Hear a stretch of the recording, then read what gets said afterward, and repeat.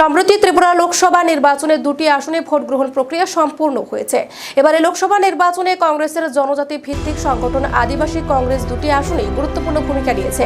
রাজ্যে আদিবাসী কংগ্রেসকে শক্তিশালী করে তুলতে অনেকদিন ধরে কাজ করছে কংগ্রেস দলের নেতৃত্ব। সময়ে সময়ে আদিবাসী কংগ্রেস নেতৃত্বদের নিয়ে বিভিন্ন ধরনের কর্মসূচির মাধ্যমে সংগঠনকে আরও বেশি বিস্তার করার প্রয়াস নিয়েছে কংগ্রেস। ইতিমধ্যে লোকসভা নির্বাচনের আগে বিভিন্ন দল ত্যাগ করে প্রচুর জনজাতি অংশের মানুষজন নতুনভাবে আদিবাসী কংগ্রেসে যোগদান করছেন। রবিবার তাদেরকে নিয়ে আদিবাসী কংগ্রেস প্রদেশ কংগ্রেস ভবনে এক বৈঠক মিলিত হন। আগামী দিনে আদিবাসী কংগ্রেসের করণীয় কর্তব্যের রূপরেখা এবং ভবিষ্যৎ কর্মপন্থা কি হবে তা নিয়ে আলোচনা হয়েছে এদিনের বৈঠকে। এই বৈঠক থেকে যে সিদ্ধান্ত নেওয়া হবে তাকে পাথেয় করে কংগ্রেস এবং আদিবাসী কংগ্রেস রাজ্য সংগঠনকে আরও মজবুত করার প্রয়াস নেবে বলে সাংবাদিকদের মুখোমুখি হয়ে জানান প্রদেশ কংগ্রেস সভাপতি আশিস কুমার সাহা।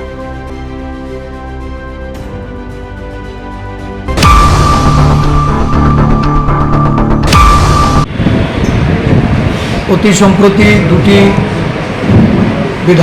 লোকসভা কেন্দ্রের নির্বাচন সম্পন্ন হয়েছে। পশ্চিম ত্রিপুরা এবং পূর্ব ত্রিপুরা এই দুটি আসনে ইন্ডিয়া জোটের পক্ষ থেকে পশ্চিম ত্রিপুরা আসনে কংগ্রেস মনোনীত প্রার্থী এবং পূর্ব ত্রিপুরা আসনে বামফ্রন্ট মনোনীত প্রার্থীদ্বয় এই নির্বাচনে প্রতিদ্বন্দ্বিতা করে আমাদের রাজ্যের একটা বিরাট অংশ আদিবাসী জনগোষ্ঠীর যারা ভোটার এই নির্বাচনে তারা ব্যাপকভাবে ইন্ডিয়া জোটের পক্ষে তারা ভোটাধিকার প্রয়োগ করেছেন। কংগ্রেস দল তাদের এই সাংগঠনিক যে তাদের সদিচ্ছা বা তাদের যে সমর্থন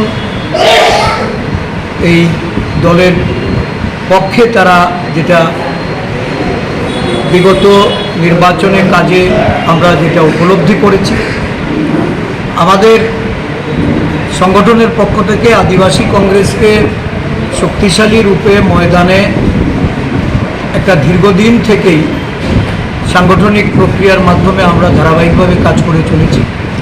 আজকেও আমাদের আদিবাসী কংগ্রেস মানে এসটি ডিপার্টমেন্টের যে মিটিং, এই মিটিংয়ের মাধ্যমে নির্বাচনোত্তর যে ভূমিকা আদিবাসী জনগোষ্ঠীর মধ্যে আমাদের সংগঠন বৃদ্ধির লক্ষ্যে এবং আগামী দিন ত্রিপুরা প্রদেশ কংগ্রেস সহ সারা রাজ্যে কংগ্রেস দলকে শক্তিশালী রূপে পরিগণিত করার জন্য আমাদের উপজাতি নেতৃত্ব এক বলিষ্ঠ ভূমিকা গ্রহণ করে তারা আদিবাসী কংগ্রেসকে এগিয়ে নিয়ে যাচ্ছে।